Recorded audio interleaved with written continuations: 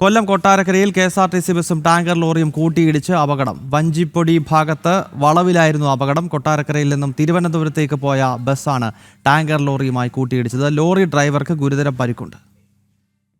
ഒരു 1.5 മണിക്കൂർ മുൻപാണ് വഞ്ചിപ്പെട്ടിയിൽ വെച്ച് ഈ ഒരു അപകടം ഉണ്ടായിരിക്കുന്നത്. തിരുവനന്തപുരത്തേക്ക് വരികയായിരുന്ന KSRTC ബസ് വലതുഭാഗം ചേർന്ന് റോങ്ങായി വന്ന് ഈ ടാങ്കർ ലോറിയിൽ ഇടിക്കുകയായിരുന്നു. ടാങ്കർ ലോറി ഡ്രൈവർ പരമാവധി ഇടതുവശത്തേക്ക് വണ്ടി മാറ്റുകയും ഈ ദുരന്തം ഒഴിവാക്കാൻ അദ്ദേഹം ശ്രമിച്ചിട്ടുമുണ്ട്.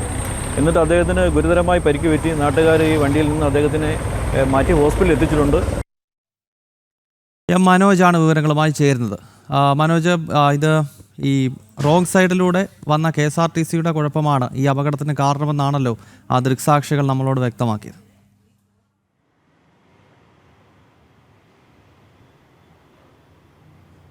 ഇന്ന് രാവിലെയാണ് ഗൗതം ഈ വഞ്ചിപ്പെട്ടി ഭാഗത്തെ വളവിൽ അപകടമുണ്ടാകുന്നത്. ടാങ്കർ ലോറിയും KSRTC ബസ്സുമാണ് ഈ അപകടത്തിൽപ്പെട്ടത്. അതായത് ടാങ്കർ ലോറി ഒരു ഭാഗത്തുകൂടെ പോകുമ്പോൾ മറുവശത്തുകൂടെ വന്ന KSRTC ബസ് ഇടിക്കുകയായിരുന്നു എന്നുള്ളതാണ് ദൃക്സാക്ഷികൾ പറയുന്നത്. ഇതിൽ ടാങ്കർ ലോറി ഓടിച്ചിരുന്ന ഡ്രൈവറിന് ഗുരുതരമായി പരിക്കേറ്റിട്ടുണ്ട്. അദ്ദേഹത്തിൻ്റെ കാലിലാണ് ഗുരുതര പരിക്കേറ്റുള്ളത്. അദ്ദേഹത്തെ ആശുപത്രിയിൽ പ്രവേശിപ്പിച്ചു.